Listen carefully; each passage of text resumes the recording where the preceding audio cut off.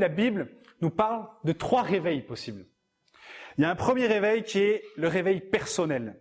On voit ça dans Éphésiens au chapitre 5 au verset 14, il dit « Réveille-toi, toi qui dors, réveille-toi d'entre les morts et Christ t'éclairera ». Ça, c'est le réveil personnel. C'est un peu ce que je vous ai parlé la dernière fois avec cette reine de Séba.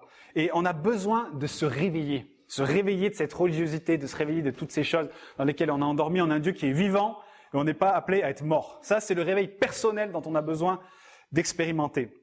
Ensuite, il y a un deuxième réveil dont la Bible nous parle, c'est le réveil dans le monde, le réveil au niveau des non-chrétiens. Ce réveil, quand le Saint-Esprit vient, la parole est prêchée et les gens se convertissent en foule.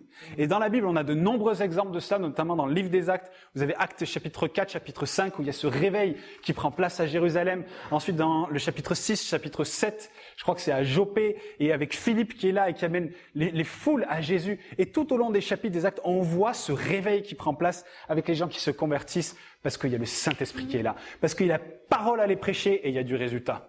Vous savez, moi je suis abasourdi, pendant des années on a semé, à Esprit Vie, on n'a rien récolté.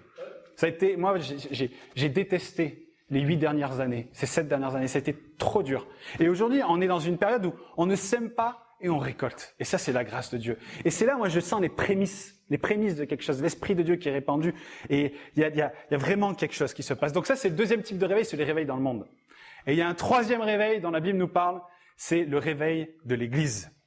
Et on voit ça dans Apocalypse au chapitre 2 et au chapitre 3, avec ces lettres qui sont adressées aux églises d'Asie. Et il nous est dit dans ces lettres des choses profondément tristes. Il nous est dit qu'il y a certaines églises qui avaient abandonné leur premier amour. Vous avez déjà été amoureux? Ok. Il y en a beaucoup qui sont en couple, c'est inquiétant. Moi, j'étais amoureux. Aujourd'hui, je le suis par choix. Rigolez pas, l'amour, c'est ça. Au début, on n'a rien besoin de faire, on est amoureux. Mais au bout d'un moment, ça a besoin d'être entretenu. Et là, on voit dans ce passage que Dieu dénonce ces églises qui ont abandonné cet amour de Jésus. Est-ce qu'on aime Jésus comme au premier jour? Des fois, on veut ressentir, mais il y a une période de vie où des fois, on reçoit en moins. Et c'est là où l'amour devient un choix. Est-ce qu'on choisit d'aimer Jésus même quand c'est difficile, quand on est dans le désert, quand on voit pas, on aimerait voir, on aimerait sentir, mais on sent rien? Est-ce qu'on a abandonné notre premier amour? On voit aussi qu'il y a d'autres églises qui ont laissé s'immiscer l'immoralité dans l'église, le péché, des manières de penser du monde dans l'église, et combien ça touche de nombreuses églises, et je crois même que ça touche la nôtre. Il est bon de se remettre en question devant Dieu. Quelles sont les choses qu'on accepte? Moi, je suis effaré de voir combien, quand on regarde ces pères de l'église, je vous dis souvent, mais des Charles Spurgeon, Charles Finney, Watchmani, quand on lit tous ces pères, comment ils avaient il n'y avait pas 36 possibilités de penser, il n'y en avait qu'une. Et comment on est aujourd'hui? Et je me dis, mais soit on a raison, ils avaient tort, j'ai un peu du mal à le croire, soit ils avaient raison et on a tort. Mais si tel est le cas, il est peut-être bon de là aussi se remettre en question. Qu'en est-il? Qu'est-ce que nous acceptons qui n'est peut-être pas acceptable devant Dieu? Et puis on voit qu'il y a aussi des églises où ils avaient une apparence de vie, mais il n'y avait pas la vie. Et ensuite, une dernière chose où il dit qu'il y avait certaines églises qui, au lieu d'être bouillantes, étaient tièdes. Elles n'étaient pas froides, elles n'étaient pas bouillantes, mais elles étaient tièdes. Et cette tiédeur, en fait, elle nous parle de chrétiens qui finalement sont partagés entre le monde et entre l'Église. Et moi, je remarque ça de plus en plus, c'est-à-dire c'est des chrétiens qui se sentent à l'aise ni dans l'un, ni dans l'autre. Ils sont pas suffisamment chauds pour se sentir bien dans l'Église de Dieu, mais ils sont pas suffisamment froids pour se sentir bien dans le monde. C'est ces chrétiens qui sont en marge et qui font le truc parce qu'il faut le faire. Et on voit que Dieu dénonce ça en disant, mais ces tièdes-là, c'est très fort ce qu'il dit. Il dit, je vais les vomir de ma bouche. Il dit, j'aimerais préférer que tu sois froid, au moins t'es à 100% dans ce que tu es. Il nous appelle à être chaud. Et combien des fois on est un peu dérangé par les choses du monde, mais en vérité, on n'est pas vraiment chaud non plus pour les choses de Dieu. On est appelé à être bouillant pour Dieu. Et cette tiédeur, elle s'immisce tout doucement, on la voit pas venir. C'est quelque chose de sournois. C'est comme un voleur qui vient dans la nuit. Il faut vraiment qu'on soit vigilant à cela. C'est vraiment, vraiment important. Je crois qu'il faut être honnête devant Dieu et regarder à ce que nous sommes en tant qu'Église. Et moi, je crois que ces passages, ils nous concernent. Il est bon de regarder devant Dieu. Et moi, je pense, c'est des questions à se poser. Est-ce qu'on a abandonné notre premier amour? Est-ce qu'on est devenu tiède? Moi, je sens de la tiédeur dans notre assemblée. Je vous le dis honnêtement, je sens de la tiédeur. Et je dis, mais qu'est-ce qu'on fait? On dit qu'on a soif de choses, on dit qu'on veut voir du chaud, mais on n'est pas chaud. On veut voir la casserole d'eau bouillir, mais en fait, le feu, il est sur 3. C'est pas juste. À un moment donné, encore une fois, il faut qu'on soit honnête devant Dieu. Qu'est-ce qu'on veut? Si on veut que ça boue, il faut qu'on soit chaud. Sinon, ça ne marchera pas. On a besoin d'être bouillant pour Dieu. Quel est l'état de notre amour pour Jésus-Christ? Comme cette reine de Séba, rappelez-vous, il nous est dit qu'elle en a eu le souffle coupé. Quand c'est la dernière fois qu'on a eu le souffle coupé devant Jésus-Christ? Devant ce qu'il fait, devant ce qu'on comprend de qui il était, quand on lit sa parole, quand on sent sa présence dans nos vies. C'était quand la dernière fois? Moi, c'était il y a un moment, je vous le dis franchement, c'était il y a un moment. Mais on n'est pas appelé à vivre sur la manne d'hier, on est appelé à vivre sur la manne d'aujourd'hui. Qu'est-ce que Dieu a pour nous aujourd'hui? Qu'est-ce qu'on veut vivre aujourd'hui? Encore une fois, si on veut mettre le feu à 3, on a un Dieu qui nous aime. Rappelez-vous, toute relation d'amour est basée sur la possibilité de pouvoir choisir. Il nous laisse le choix. Vous voulez que le feu soit à 3? Très bien, je vous le laisse à 3. Mais venez pas demander tout dimanche, oh, on veut voir 8, on veut voir 8. Non, le feu est à 3. Il faut qu'on soit cohérent. Et parfois, on est tellement, comme je disais tout à l'heure dans ma prière, mais on est tellement formaté, tellement enlisé dans ces années et ces années et ces années parfois de religiosité, de vivre notre foi, et cet amour s'essouffle. Cet amour est là et se fatigue, et on a besoin de Dieu pour dire, mais Seigneur, mais viens raviver. Rappelez-vous, c'était Paul qui disait ça à Timothée, il dit, ravive les dons que tu as reçus, que ce feu, il revienne à nouveau, parce que même Timothée, qui est en présence de Paul, ça s'est soufflé en lui. Il dit, mais ravive ces choses-là. Et s'il dit ravive, c'est qu'il a la possibilité de les raviver. C'est qu'on n'en est pas sans moyens. C'est de venir aussi vers Dieu, humblement, dire, Seigneur, mais je m'ennuie dans ta présence. J'ai plus cette passion, ce feu. Je dis, mais ravive ça en moi, il faut qu'on soit honnête devant Dieu. Moi, je lui parle avec honnêteté. Je dis, Seigneur, mais des fois, j'ai pas envie, j'ai plus envie. Franchement, des fois, nos prières sont stupides, de demander à Dieu de nous aider de l'aimer. Vous imaginez votre femme ou votre mari qui vient vous dire, est-ce que tu peux m'aider à t'aimer, s'il te plaît? Mais des fois, je me dis, mais on prie de ces choses. Mais je dis ça devant Dieu, je dis, mais c'est l'état de mon cœur, c'est désespéré à ce point-là que j'ai besoin que tu m'aides à t'aimer. Et vous savez quoi, Dieu le fait. Parce que Dieu, il nous aime et il nous prend là où nous en sommes. Mais on a besoin de réenflammer ces choses-là. Et ça, c'est le réveil collectif. C'est le réveil collectif dont on a besoin. Et on voit ça dans Romains 13, au verset 11, il dit, « Cela importe d'autant plus que vous savez en quel temps nous sommes. C'est l'heure de vous réveiller enfin du sommeil. Car maintenant le salut est plus près de nous que lorsque nous avons cru. » Rappelez-vous quand c'est la dernière fois que vous avez donné votre vie au Seigneur. Eh bien, il dit que cette grâce qui était là pour vous, il veut la déverser encore plus fort. Parce que les temps avancent. Vous savez, c'est nous, on s'aperçoit que les temps avancent, Dieu le sait très bien aussi. Les temps avancent. On ne sait pas quand Jésus reviendra, mais on sait que les temps avancent. Et on vit dans un monde qui change énormément. Moi, je suis jeune, mais comment j'ai vu le temps changer. Et pour les plus vieux, honnêtement, mais je ne sais pas comment vous faites. Enfin, non, mais franchement, quand on voit le monde dans lequel on vit, mais ça avance vite. Et parce que ça avance vite, Dieu aussi fait les choses vite. Il y a une accélération, il y a la grâce de Dieu qui est là. Et moi, je crois que pour voir la gloire de Dieu envahir son Église, envahir esprit et vie, eh bien, il nous faut ce réveil personnel, dont on a parlé d'un fois, mais il nous faut ce réveil collectif, ce réveil d'assemblée. Et alors, s'il y a ce réveil individuel, ce réveil collectif, alors le réveil du monde, il viendra. Et c'est ce dont j'aimerais vous parler ce matin. Le titre de mon message, c'est la force cachée de l'union. Et j'aimerais vous parler de ça, de la force cachée de l'union en tant qu'assemblée. Parce que ce message de la reine de Séba, il est incomplet s'il n'y a pas cette facette dont je vais vous parler aujourd'hui, celle de l'union, celle de rechercher le Seigneur ensemble. Vous savez, on peut vivre des choses fortes seuls. On peut vivre des choses fortes individuellement à la maison, et c'est d'ailleurs essentiel, ça prépare un terrain pour Dieu, ça prépare, moi j'aime bien, il y a un des gars qui a reçu ça parmi les soirées boys, là, que c'est comme une piste d'atterrissage pour la présence de Dieu. Et c'est important, c'est quelque chose d'important. Mais sans l'union entre nos frères et sœurs à l'Église et ce but commun de rechercher Dieu, alors on ne pourra pas voir la présence manifeste et glorieuse de Dieu. Vous savez, Dieu, il est partout. Dieu, il est omniprésent. Mais la présence manifestée de Dieu, elle n'est pas partout. Il y a une différence entre Dieu étant omniprésent et la présence manifeste de Dieu. Et la présence manifeste de Dieu, elle est là quand on se rassemble, quand on cherche sa face, quand on va auprès de lui, là il se manifeste. C'est pour ça qu'il dit « Approchez-vous de moi et je m'approcherai de vous ». Moi, il est tout le temps prêt à s'approcher. Mais si on s'approche, sa présence se manifeste. Et ce qui était cette omniprésence devient quelque chose de manifeste aux yeux de tous. Et ça, c'est vraiment ça qu'il nous faut rechercher. Et pour comprendre ça, moi je crois qu'il faut déjà comprendre ce qu'est l'Église et surtout ce qu'est l'Église que Dieu recherche. Est-ce qu'il y en a qui savent quel est le mot grec pour Église dans le Nouveau Testament? Ecclésia. C'est ecclésia. Le mot originel, c'est ecclésia. Et ecclésia, c'est un mot en deux parties. Il y a le premier qui est ek, parce que ecclésia, il y a deux cas. Il y a ek et il y a clésia. Et ek, ça nous parle de sortir de quelque chose. Ecclésia, ça nous parle de nous assembler et de nous réunir. C'est très troublant. La première partie nous dit de sortir de quelque chose et la deuxième nous dit de nous rassembler. Et en fait, ecclésia nous parle en fait du rassemblement de ceux qui sont appelés à sortir de quelque chose. C'est le rassemblement de ceux qui sont appelés à sortir de quelque chose. Et ce quelque chose, c'est le monde dans lequel nous vivons.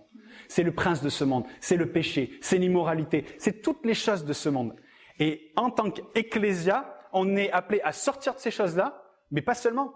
C'est le rassemblement de chacun d'entre nous qui sommes appelés à sortir de cela. Vous me suivez? Ça, c'est l'Église. L'Église, c'est ceux qui se rassemblent et qui sortent de cela. C'est-à-dire que Dieu ne cherche pas seulement à ce qu'on sorte de ce monde, mais il veut que ceux qui sont appelés à sortir de ce monde se rassemblent ensemble. Donc si on a été appelé par Dieu, si on a donné notre vie au Seigneur, alors un appel commun est sur notre vie, c'est nous rassembler ensemble. C'est nous rassembler ensemble. Et on voit dans ce mot ecclésia que c'est quelque chose qui n'est pas finalement optionnel. C'est quelque chose que nous sommes appelés à vivre. Et lorsqu'on donne notre vie au Seigneur, qu'on choisit de suivre Dieu, de faire sa volonté, eh bien, il y a un besoin fondamental qui va s'installer en nous, c'est le besoin de nous assembler avec d'autres enfants de Dieu. Et on ne devrait jamais avoir cette croyance qu'on peut être un chrétien par nous-mêmes. Moi, je suis tellement triste quand je rencontre des gens qui pensent que par eux-mêmes, ils peuvent s'autosuffire. Mais c'est un mensonge incroyable. Et combien l'Église d'aujourd'hui est atteinte par ça? Combien de gens on connaît dans notre entourage qui vont dans aucune Église? Et combien on connaît des gens dans notre entourage qui vont dans aucune Église pour toujours les mêmes raisons? Premièrement, je vous la donne en mille, on va voir si vous en avez la même. 1, 2, 3, on dit à 3. 1, 2, 3. Parce que les gens, ils sont souvent blessés. J'ai été blessé par l'Église. En vérité, ils ont été blessés par des frères et sœurs, par des gens. Mais l'Église, elle est constituée de gens. Et les gens, c'est des gens. Ils changeront pas. Et à cause de ça, les gens, ils disent, puisque c'est ça, je veux plus faire partie d'une Église. Mais c'est pas ça. On est appelés à être ensemble. Et il y a ce verset qui dit, le faire aiguise le faire. Dans l'assemblée, on s'aiguise les uns les autres. Et ça nous fait du bien parfois à notre orgueil. Ça nous fait du bien des fois d'endurer des choses qui sont difficiles. Mais dès qu'on vit ensemble, c'est toujours difficile. Avec notre conjoint, avec nos enfants, avec nos amis, c'est toujours difficile de vivre ensemble. Mais Dieu nous a appelés à vivre ensemble. Et tout le message du Nouveau Testament nous rappelle en fait que des chrétiens solidaires, ils ne peuvent pas exister et ils ne peuvent pas survivre. Et c'est pas à propos d'individus, mais c'est à propos de rassemblement. Et on a besoin de l'Église. Si on veut voir ce pays être changé, si on veut voir ce réveil venir, on ne peut pas y arriver seul. On a besoin d'être plusieurs. Et vis-à-vis de cela, on a quelque chose de très fort dans le livre de la Genèse au chapitre 2, où ça nous révèle une vérité importante concernant l'Église. Rappelez-vous, lorsque Dieu a formé la femme, il l'a fait à partir de quelque chose. Il l'a fait à partir de la côte qu'il avait prise à Adam. Et ça, c'est l'image de la relation qu'il existe en fait entre Jésus et l'Église. De la même manière qu'Ève est sortie d'Adam, eh bien l'Église, elle est sortie de Jésus. L'Église, elle est sortie de Jésus. Avant Jésus, il n'y avait pas d'Église. Mais une fois que Jésus est venu, qu'il est mort à la croix et qu'il est ressuscité, l'Esprit de Dieu a été répandu et à ce moment-là, il a commencé à naître des rassemblements. Et cette Église, finalement, elle est sortie de Christ. Et Dieu nous a pas seulement donné la grâce de Jésus, il nous a pas seulement donné la puissance de Jésus ou le nom de Jésus, mais il nous a donné aussi son corps, le corps de Christ. Parfois, on en oublie, on dit, mais l'Église, c'est le corps de Christ. Mais est-ce qu'on réalise? C'est le corps de Christ. C'est pour ça que des dizaines et des dizaines de fois, la Bible mentionne que nous, donc c'est-à-dire chaque chrétien, chaque individu, nous sommes le corps de Christ.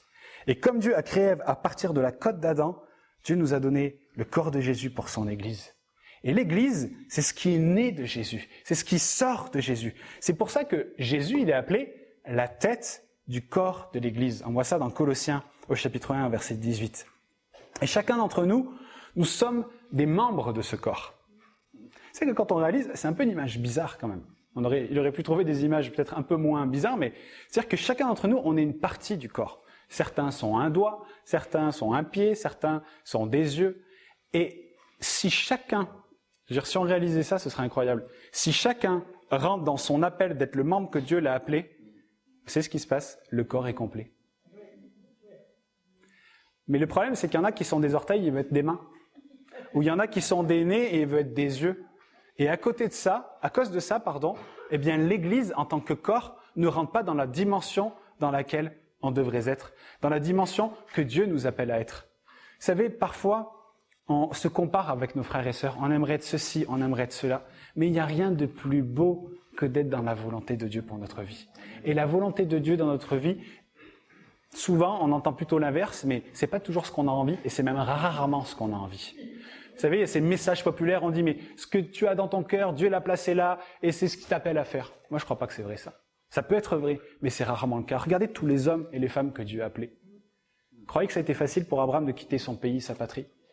Pour Moïse de passer par ce qu'il est passé, pour que Dieu le prépare et l'envoie pour délivrer son peuple. Quand on regarde Paul, quand on regarde Timothée, quand on regarde tous ces gens, c'est pas facile de suivre l'appel de Dieu. Mais par contre, il n'y a rien de plus beau et de plus épanouissant qu'être dans sa volonté. Et vraiment, moi, je vous exhorte à ça, c'est d'être dans ce que Dieu vous appelle à être, de faire ce qu'il vous appelle à être et de se placer devant Dieu, parce que on a trop réduit le ministère de l'Église à ce qui se passe ici, là. C'est-à-dire une poignée de gens qui font la louange et 2-3 personnes qui prêchent. Mais si c'est ça le ministère dans l'Église, ben dis donc, il y a peu de place pour beaucoup de personnes, quoi. Mais c'est pas ça. On est appelé à servir Dieu, certes dans l'Église, mais le premier service de l'Église, il est dehors, il n'est pas ici. Il est dehors. Tous les jours, on doit être dans ce ministère que Dieu nous a confié. On a le Saint-Esprit qui habite en nous, oui ou non? Oui. Donc partout où on va, il y a Dieu qui est avec nous. C'est-à-dire qu'on peut transformer nos lieux de travail, on peut transformer notre famille, on peut transformer notre couple. Et là, comme des bons chrétiens, on dit oui, mais est-ce qu'on croit vraiment? Est-ce qu'on croit vraiment que Dieu a la puissance de transformer notre lieu de travail, de transformer nos collègues? On en parlait cette semaine avec un groupe. On disait, mais au travail, il y a toutes ces blagues salaces, il y a toutes ces choses qui se passent, et comment faire, et comment intervenir, comment nous placer en tant que chrétiens. Je veux dire, c'est des choses que beaucoup d'entre nous vivent. Mais Jésus, là où il allait, il transformait les atmosphères. Est-ce qu'on croit que la présence de Jésus en nous peut transformer l'atmosphère de mon lieu de travail? Est-ce qu'on prend position aussi pour dire, ces choses-là, j'en veux plus, de changer cet environnement de travail? C'est ce qu'on est appelé à faire. On est appelé à briller partout où on est. Rappelez-vous ce qu'il a dit. Il a dit, on est comme une lampe. Et une lampe, quand on veut voir, on la met pas sur le lit. C'est bien pour ça que les lampes, on les met au plafond. Parce que si elles seraient par terre, on n'y verrait rien. Eh bien, c'est ce que dit Jésus. Il dit la même chose. Il dit, on les met en haut pour que ça éclaire, mais en même temps, parce que ça éclaire, tout le monde le voit. Eh bien, c'est pareil pour chacun d'entre nous. On est appelé à briller comme cela. Et on est membre du corps de Christ. On a tous une fonction. Et dans ce corps, mais aussi à l'extérieur. Et je vais vous dire, l'Église grandissant, on a besoin de chacun d'entre vous. Ce schéma-là du pasteur qui fait tout, c'est du pipeau. On est tous appelés à être pastoral. On est tous appelés à prendre soin les uns des autres. On est tous appelés à prêcher la parole. On est tous appelés à redonner ce qu'on a reçu. Parfois, on croit qu'on est nul, mais c'est faux. Vous savez, je me souviendrai toute ma vie, c'était Jeff Collins, d'ailleurs qui sera à la conférence en juin, qui m'avait raconté un jour cette histoire d'un gars qui était là, qui avait besoin de sous. Et il avait une guitare. Il savait pas jouer de guitare, mais il avait une guitare. Et il a dit, aujourd'hui, j'ai rien à part cette guitare. Du coup, il a mis dans le journal une annonce, donne cours de guitare. Alors qu'il savait pas jouer de guitare. Et pour débutants, il avait mis, donne cours de guitare pour débutants. Et ce qu'il a fait, c'est qu'il est allé prendre un cours de guitare, la leçon 1. Ensuite, il avait des débutants qui venaient, il leur donnait la leçon 1. Et ensuite, il allait faire la leçon 2, et il donnait la leçon 2. Et petit à petit, il a appris la guitare, mais il a appris la guitare à beaucoup de gens. Mais ça, c'est exactement ce qui se passe dans le corps de Christ. Il n'y a pas besoin d'atteindre la leçon 10 pour pouvoir apporter la leçon 1 à quelqu'un. Là où on en est, on peut apporter ce qu'on a reçu. Est-ce qu'on croit cela? Je veux dire, on a tous reçu quelque chose. On a tous un bon dépôt, c'est ce que la Bible nous dit, un bon dépôt. Et ce bon dépôt, il est tous différent d'une personne à l'autre en fonction de ce qu'on a reçu, de ce qu'on a expérimenté. Et même des nouveaux convertis, vous pouvez apporter cela à d'autres. On est appelé à redonner. C'est la connaissance, si on la garde pour nous-mêmes, à part devenir obèse, ça ne nous sert à rien. Apprendre, ça a toujours deux dimensions. Apprendre pour soi-même et pour redonner à d'autres. Et on est appelé à redonner. La vie, c'est ça. Et c'est ce que Jésus a fait avec les disciples, et c'est ce que les disciples ont fait avec d'autres. Et c'est comme ça qu'ils ont changé le monde, la Bible nous dit. Tous ici, on peut redonner. Vous le croyez ou pas? Vous avez des têtes de dépités. Tous, on peut redonner. Tous. Alors qu'on le fasse, qu'il y ait cette vie qui se fasse dans le corps. Et vis-à-vis de ce corps que nous sommes, cette église que nous sommes, je voulais aussi rappeler ceci, mais c'est important, c'est que le corps que nous formons, cette église, on est certes ici sur la terre, mais l'église, elle n'est pas terrestre. C'est pas quelque chose de terrestre. Et il y a un verset qui montre bien cela, et il y a vraiment des choses fortes qui découlent de ceci. Mais rappelez-vous de Paul. Paul, enfin, quand il était Saul, on nous a dit qu'il persécutait l'église. Il tuait des chrétiens. Il faisait emprisonner des gens. Il faisait fouetter des gens. Les chrétiens, quand on prononçait le nom de Saul, les gens étaient terrorisés. Au point que quand il a donné sa vie à Jésus, quand il est dans un endroit, les gens, ils partaient tellement ils avaient peur de ce qu'il incarnait. C'était un fou, le gars. Et il nous a dit que cet homme, un jour, il est allé à Damas. Et sur le chemin de Damas, il y a Jésus qui est apparu devant lui dans une grande lumière. Et vous savez ce que Jésus a dit, vous vous souvenez? Il a dit, Saul, Saul, pourquoi me persécutes-tu? On voit ça dans Actes au chapitre 9 au verset 4. Et cette parole de Jésus, elle est vraiment, vraiment étrange lorsqu'on y pense, parce que il n'a pas dit, Saul, Saul, pourquoi tu persécutes les chrétiens? Ou Saul, Saul, pourquoi tu persécutes l'Église? Mais il a dit, Saul, Saul, pourquoi me persécutes-tu? Moi, Jésus. Et cette révélation que Jésus a donnée à Paul, en fait, lui a montré que l'Église et Christ ne font qu'un. Ils sont pas compartimentés, mais ils ne font qu'un. Et lorsqu'il y a un homme, ou un gouvernement, ou un groupe de personnes qui persécutent des chrétiens, ou qui persécutent une église, c'est Jésus lui-même qui persécute. L'église qui est persécutée aujourd'hui dans le monde, ou lorsque vous êtes persécuté sur votre travail, pour votre foi, ou quand on se moque de vous, ou que dans la rue vous allez annoncer Jésus, on vous crache au visage, c'est au visage de Jésus qu'on crache. Et vous savez ce que ça amène, ça, comme dimension? Ça amène quelque chose quand même de vraiment important. C'est que Dieu prend soin de son Église. Et que Dieu connaît son Église. Quand il y a le moindre d'entre nous qui se fait cracher dessus, Jésus le sait parce que c'est sur lui qu'on crache. Et moi, je trouve ça magnifique. Vous savez pourquoi? Parce que ça veut dire que Dieu nous connaît. Dieu nous comprend. Dieu nous entend. Dieu ressent ce que nous ressentons. C'est-à-dire que face à la difficulté qu'on a d'annoncer l'Évangile, Jésus connaît la difficulté qu'on a d'annoncer l'Évangile. La difficulté qu'on a à se sacrifier nous-mêmes, il connaît la difficulté qu'on a à se sacrifier nous-mêmes. On a un Dieu qui nous comprend. Et l'Église de Jésus, c'est Jésus lui-même. Il connaît cette difficulté qu'on a à briller. Il connaît la difficulté à témoigner, à sacrifier notre orgueil, notre égoïsme, nos projets, nos aspirations.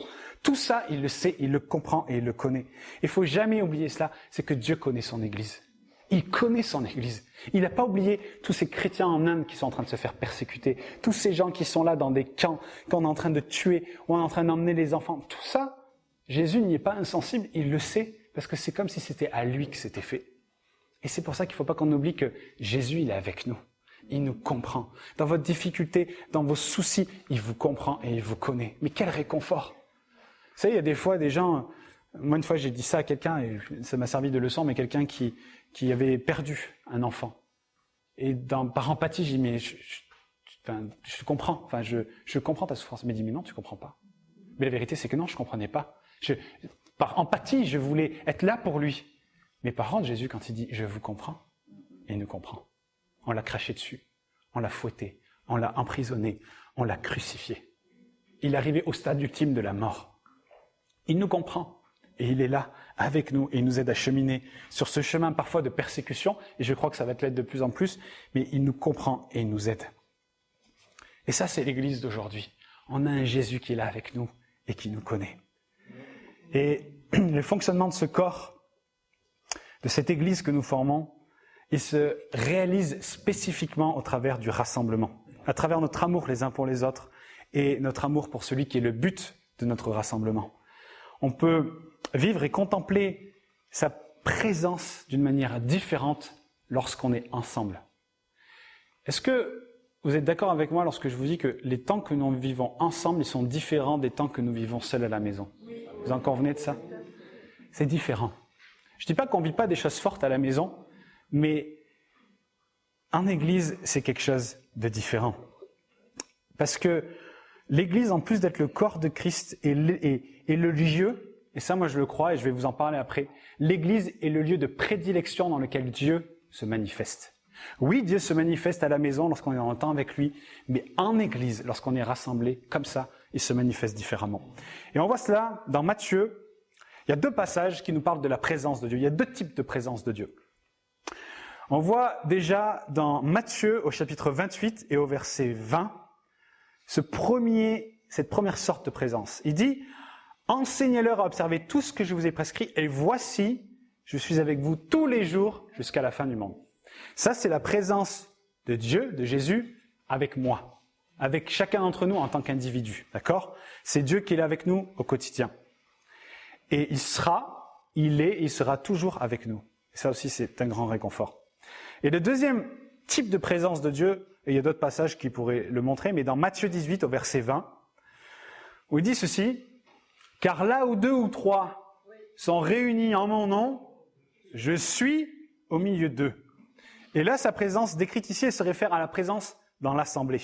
C'est dans l'assemblée seulement qu'on peut avoir cette seconde forme de présence. La présence de Dieu dans l'individu et la présence dans l'assemblée sont 2 choses différentes. Et vous savez, il est parfois triste de constater qu'il y a des chrétiens qui n'ont jamais expérimenté la présence de l'assemblée.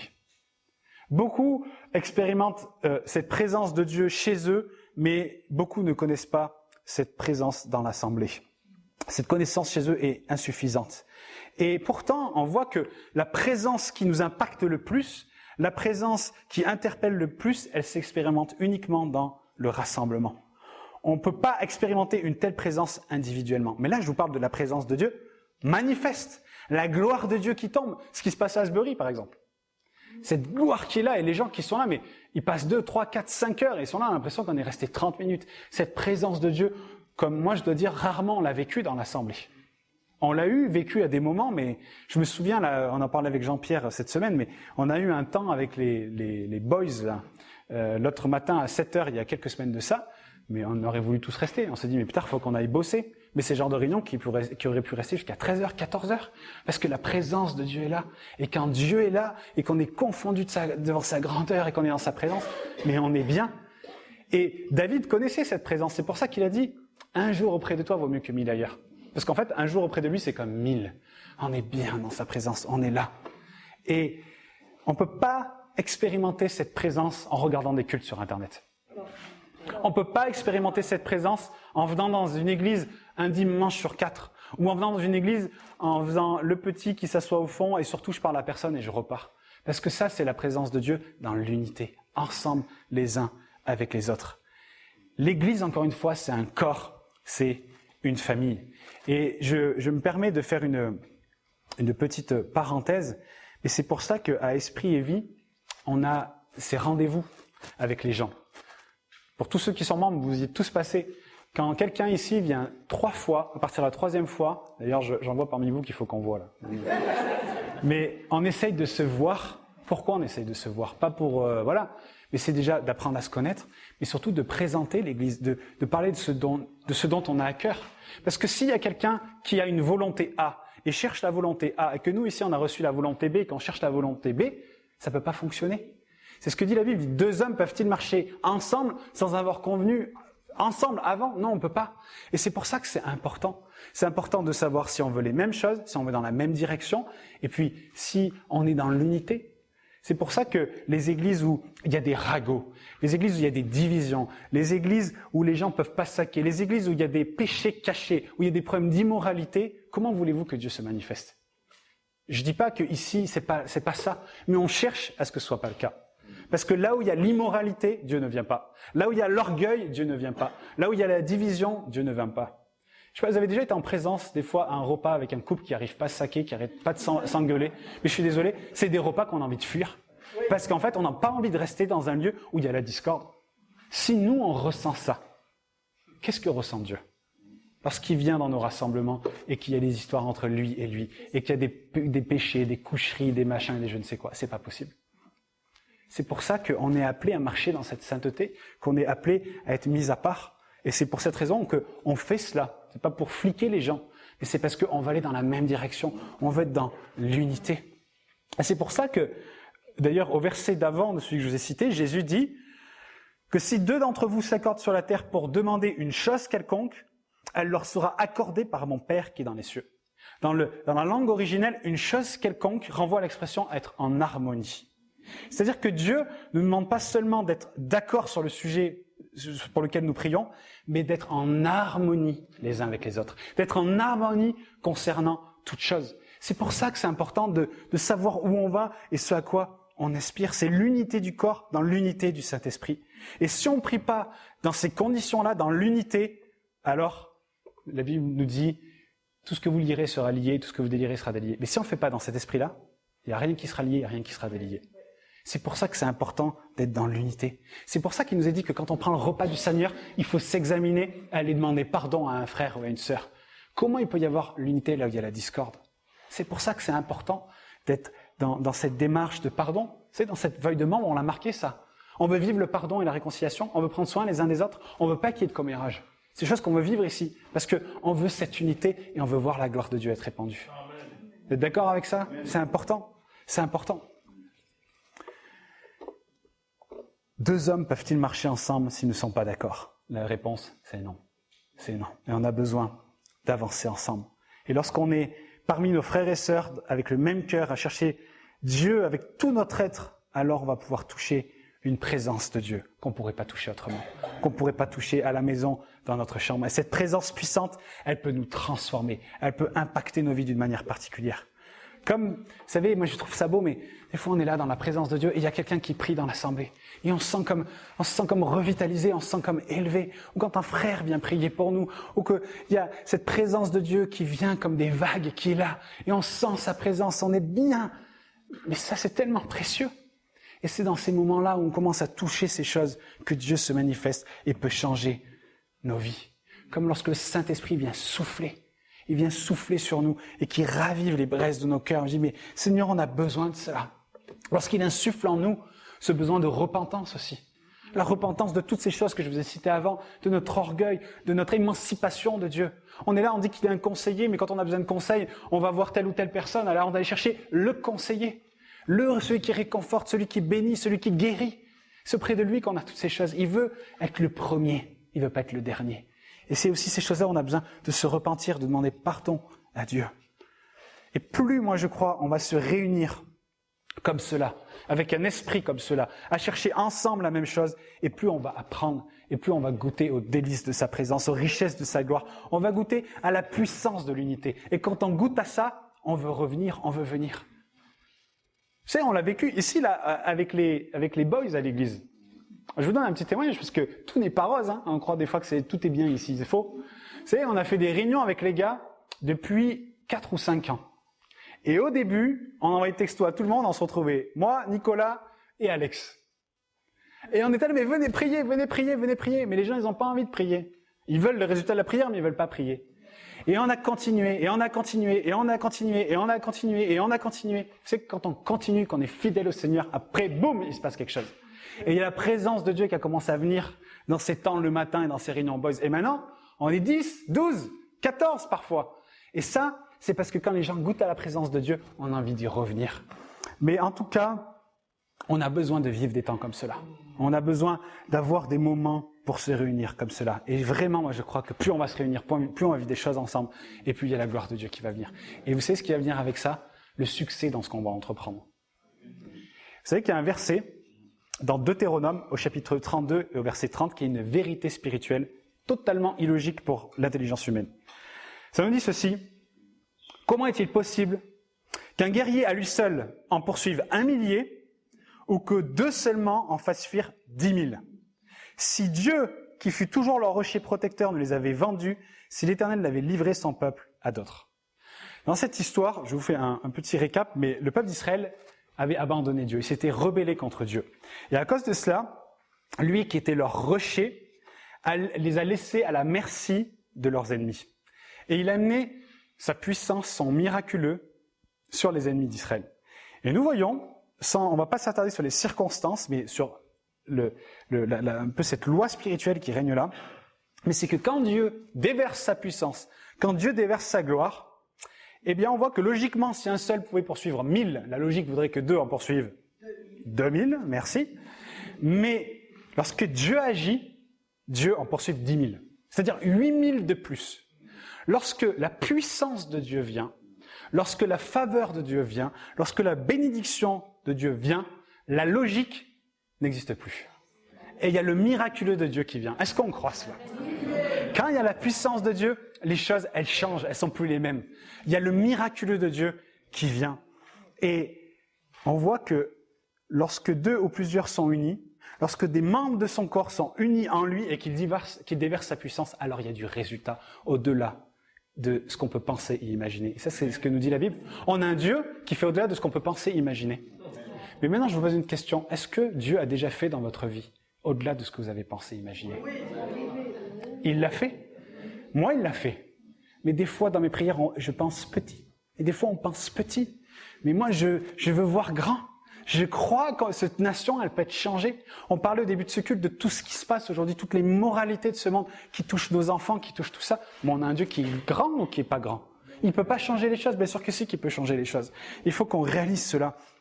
Quand on est dans la présence de Dieu, que sa faveur vient, que sa bénédiction vient, eh bien les choses changent. Et c'est quelque chose qu'on voit dans la parabole du semeur. Il nous a dit que le semeur, il plante une semence. Et quand elle trouve la bonne terre, cette terre qui est préparée, eh bien, il y a la faveur de Dieu qui vient. Et une graine, elle donne pas un fruit, elle en donne 30, 60 et 100. Ça, c'est la multiplication dans le royaume de Dieu. Dans la logique, c'est 1 pour 1. Mais quand il y a Dieu qui vient, c'est beaucoup, beaucoup plus. Et ça, c'est notre Dieu. Et moi, j'aimerais vraiment qu'on puisse voir cela, qu'on puisse réaliser cela et qu'on puisse se réunir tous les dimanches et tous les soirs en semaine quand il y a des trucs dans cette attitude-là. Qu'on arrête de se réunir parce que Peter, c'est dimanche matin, le culte commence à 10h. Non, mais rigolez, mais moi, ça me fait pas rire. Il y a plus que ça. Avec quel cœur venons-nous? Comme disait Claire, est-ce qu'on vient avec un cœur? Oh là là, ce matin, j'ai besoin d'un toucher de Dieu. Mais qu'est-ce que Dieu a besoin, lui? Il cherche des adorateurs qui l'adorent en esprit et en vérité.